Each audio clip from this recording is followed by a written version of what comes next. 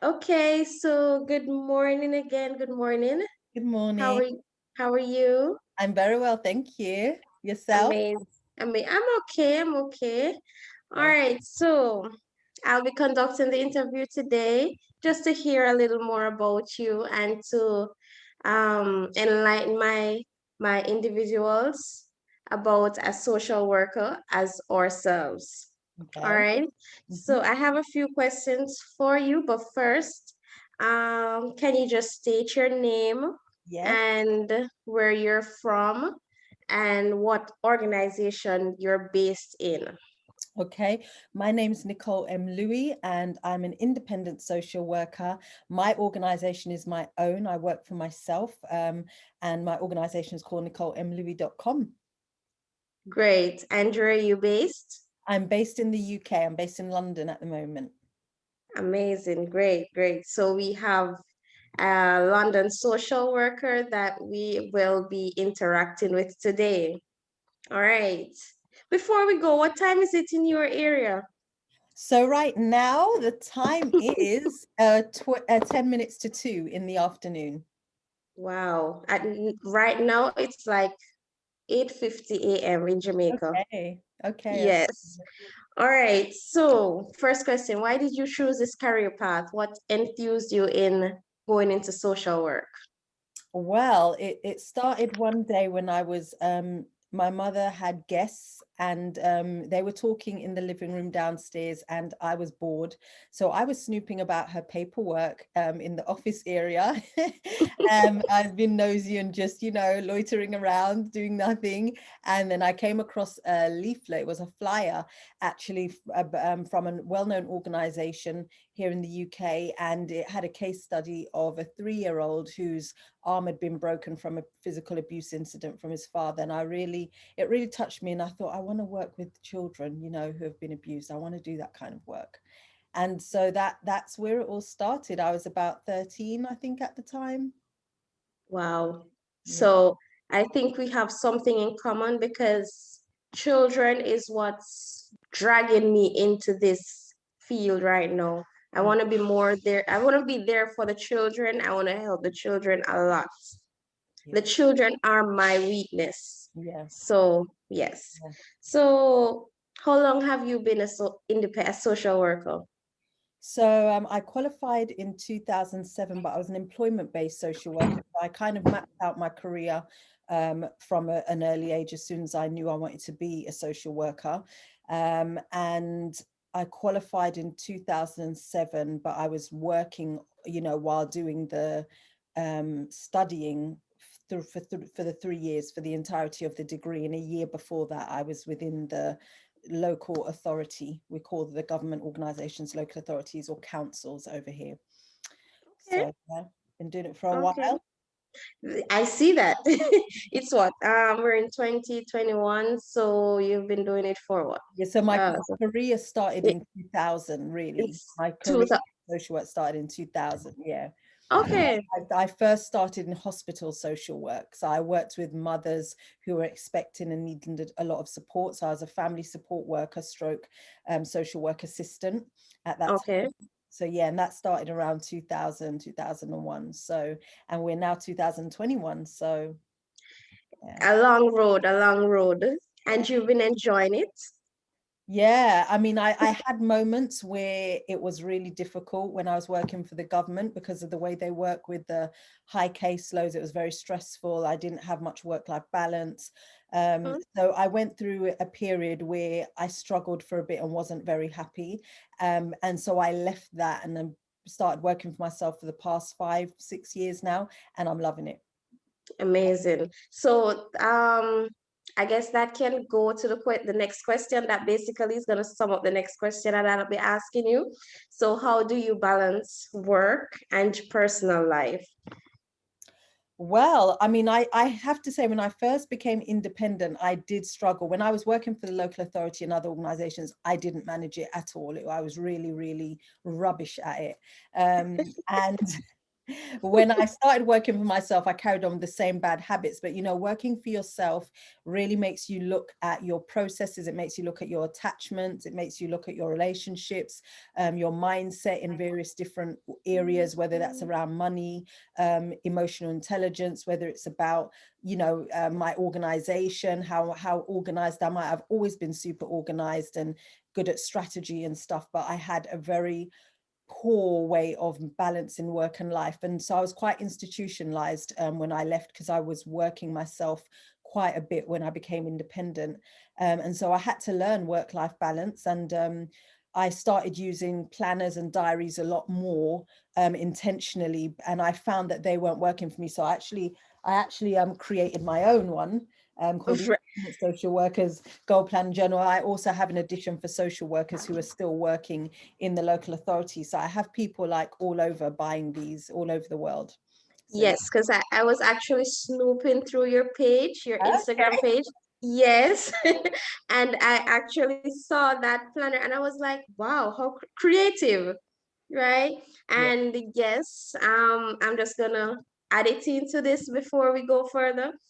So Okay. you, yes, so you, for those who are listening, you can go and follow her Instagram page. Thank you. She's at Nicole M. Lewis.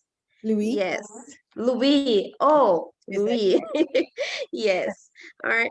Yes. So you guys can go and follow, and it's quite educate. She has some great tips there, and a lot of advice for social workers, upcoming social workers like myself. So yes. All right. Thank All you. right. So next question. What types of clients do you find the most difficult to work with and why? So let me answer that in two ways. I'll answer that when I worked for the government, and I'll answer that now as I work for myself. Independently, So, right? yeah.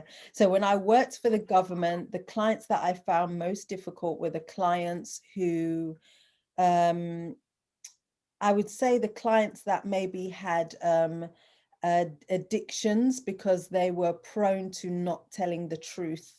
And that it's not exclusive to people with addictions, but you know, they just had a high level of mistrust because they were always worried that their child was going to be taken away. Whereas families with other kinds of difficulties, they might have the same fear, but I found the ability to engage with them was a lot easier. And yeah, so I found those clients the most difficult to work with, not Difficult. because of them. It was more so about me maybe not having the skills to engage them the way they should Maneuver. be engaged, you know. Yes. So yeah. So now that I work for myself, so I do a lot of reports, risk assessment reports, and reports for people with immigration difficulties. And I work predominantly at the moment with social workers who are actually wanting to become independent. So I actually give them the blueprint and teach them how to start to all the way to hiring their first member of staff. So all the bits in between, Wow. from knowing what services they're going to provide, how their business is going to be different from all the other independent social workers, Yes. to marketing, sales, the whole kit and caboodle. So the people that I find most challenging to work with are people that are kind of stuck in a mindset of, I don't want to learn something different or new. And I'm not wanting to challenge myself or to be accountable, and I don't want anyone else to make me accountable. Those are the people that I really struggle with, and I prefer not working with those. So those people are definitely not my clients. They're not Right. the people that I'm trying to work with. Wow. I can just imagine. I can just imagine. All right. And the clients that you enjoy working with, I'm assuming the kids, the children. Well, you see, so much now I'm not so much working with children because, okay, so let's take it from when I worked with the local authority. I loved, yes, working with the children. I used to I created like a treasure chest, and I used to create games as well that I'd make out of paper or cardboard, as well as using other resources like cards, snap cards, that were, the theme was like the jungle or something like that. I had different games that I would have for different ages. when I would go to do direct work, to do icebreakers so that we can get to know each other. And I really used to love it when I hand the floor over to them and I say, okay, I've asked you some questions. I'd love for you to ask me some questions. What do you want to know about me? So I used to enjoy that because they'd ask me personal Yes. questions and that, which just made a great connection. So I did love that, but I also loved working with the parents. I really loved seeing them make the transition and start to make the change. And especially when I had clients who really had a hard time with me initially because of who I represented, the social services, but breaking down the barrier. So I've had some very interesting experiences where I've been sworn at and called names, but I enjoyed the interaction where I was able to say, okay, you've got that off your chest and that's really good. Now let's talk about what's really going on, and just have a real heart to heart and kind of take my social work hat off and be real with them and say, listen, if you want to get social services off your back, work with me, do the Right. work that you need to do to understand why we're concerned, help me to understand you, and let's get it moving so we can get out of your hair. And I used to love that because that really worked and they engaged with me. And even when I would say to them, well, listen, I'm at a point where I'm still concerned enough that I think your child still needs to be subject of a child protection plan, they were okay with it. They were like, okay, no problem, and we'd still be able to work together. So I loved that. Those are the kind of clients that I loved working with. For now, working with social workers, the kind of social workers that I love working with are ones who, even though they are apprehensive or a bit fearful, they've got the guts to take that step. They've got the guts and they believe in themselves and value themselves enough and understand their purpose as a social worker, that despite the fear, they understand that it's bigger than them.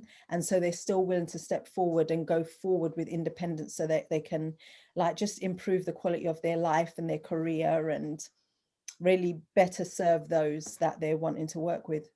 So I like that. Wow. Wow. I think I'm going to be in that independent section quite Yeah. soon. Yes, That it sounds really interesting. it's amazing. It's It's a whole world, Adriana, of possibilities. And let me just tell you really quickly, a lot of social workers think, oh, I have to have lots of years of experience in a government body. No, some people have had a previous life of working in early years or youth work or working with drug and alcohol or older people. And then because they had a different degree and then they qualify as a social worker. Listen, if you've got 5 years, 3 years experience working in the field in which you want to be independent, you can absolutely go ahead and be independent and start the journey. Thank you for that. Thank you for that. All right. So if I should ask you to give me one thing Mhm, that you could say you feel that you accomplished over the years, mhm. apart from being that independent Yeah, social worker, what is it? Another thing that you think you accomplished over the years? over the Your years, main I, accomplishments I would say as I've learned my main accomplishment. I've really learned business really well. I have, when I first became independent, I was in a desperate situation. I had 1 month's worth of money to my name and I was very unhappy. I remember sitting down and thinking, it was about 10 o'clock at night. And I remember saying to myself, like, Nicole, you have no man, you have no child, you have no work-life balance. It was everything that I didn't have, right? And I was like, you have no social life, you don't even have a hobby. Like, you go to church and you go to work and that's it. that's it. You're not eating properly because you're getting in late, so you haven't got the energy to cook. And then it was just a real mess. And I felt I was on a roller coaster and a hamster wheel that I just couldn't get off of. And so I literally just jumped ship and said, okay, I'm handing my notice. And that was it. And I wrote the email and the weight lifted off my shoulder. And then I went on holiday for 2 weeks to St. Lucia with my sister and I negotiated my first contract from there. And I kind of, from the get-go, I always knew that I wouldn't be doing independence where I'm just going to be doing assessments only and stuff. I've always created from here, put it on paper, created and gone out and pitched, and God has sent opportunities my way as well. And I've been able to do things. So one of my first contracts was £32,000 for that year, besides other pieces of work. And I was up against 2 or 3 other social workers who were independent, one of which was actually a bigger organization than me. And they wanted me because of the way I was providing the services. It was very different. And so I've always been about doing things different. And I've created programs for health and social care students that I deliver in colleges to help them better understand social work. So the feedback from the tutors were that, you know, the students were coming into the class with far more to say, far more insight, and it was helping them in their applications to go to university to do their degree. So I always have done things like that. And so it was always natural that I ended up creating a planner, creating Kind of. a organized system that social workers are using to manage their caseload. It was always a thing and a program. I'm in the moment at opening enrollment for my program, which is a 6-month program with 6 months additional support built in to teach social workers how to become independent. And so it's always been there. So, but I've learned all the other stuff in between, like understanding what I need from an accountant, how to hire staff, how to do sales, how to market, how to, all those kind of things, how to generate leads, how to know who my target audience is, and how to create an experience for them that actually makes them transform and gets to the place that they want to. So I think I've learned, my biggest accomplishment is learning business and understanding the importance that the people that I need to care about are those that I'm serving. That's what business is about. So yeah. True, true. That is so true. That Yeah. is so true. All right. So, how do you handle high pressure situations? How do you put the social work skills to the Yeah. skills, the strategies in your own personal life as well? So I would say that I've got better at doing that. I think I struggled. I don't work well under pressure, and that sounds ironic because I've been a social worker, but I've always kind of had systems that help me to do things quickly. And I can remember even when I was a student social worker, because remember I told you I was employment based, so I was studying at the same time, and I always put myself, I have very high standards. So I put myself under pressure, which wasn't something that I really realized before until recently when a friend gave me some feedback. But I can remember very early on me saying to a manager that, oh, I know I'm behind in my work. And she was like, no, don't worry about it. She said, Nicole, out of the team of social workers, and there were at least 15 social workers in the team, she said, every month you're the social worker that gets the most cases and referrals because you turn over your work. And my assessments are not like 1 or 2 liners. They're very detailed. You know, I'm very detailed in what I do, and I cross every T and dot every I. And so that really spoke to me and made me realize that the systems and processes that I use allow me to stay on top, to help me manage. And so things like my planner, whenever I'm setting myself a deadline, if I know the deadline is supposed to be tomorrow, my own personal deadline would have been last week. So I always have some grace. And so I have little nuances to my systems and things that I utilize that really allow me to manage. I think on an emotional level, I haven't always managed stress very well.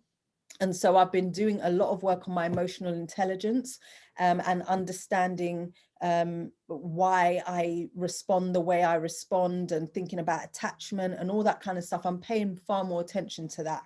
And so I think that is something that's really helpful for social workers to do. And it's definitely Yes. important when you're independent, because there's nobody up there to go to direct you or ask anything of, like, it's all on you. You are the You, boss. So, yes, you have to go to you exactly. for yes. Yeah. All right. And that I have to stick up in at this section where you maneuver in your emotional intelligence, Mhm. because our emotions get us at a place sometimes where it is nerve-wracking. Mhm. Yes. Yeah. All right. I want to just say on that, emotions, I think I'm at the moment, I'm in the middle and the process of a 10-day challenge on Get Your Mojo Back, which is about social workers who are just feeling quite deflated and stuck. And emotions is a serious thing. The base of it is emotions, is what keeps us stuck. Or can allow us to progress, and emotions are nothing to underestimate. People are serving life in prison based on emotions. Wow. Wow. Wow. Profound. So I think Yes, there's a lot to be said about doing work on our emotions and emotions. who we are, and better managing situations and relationships. So yeah. That is true. All right. Have you ever been faced with an ethical conflict as a social worker? Yeah.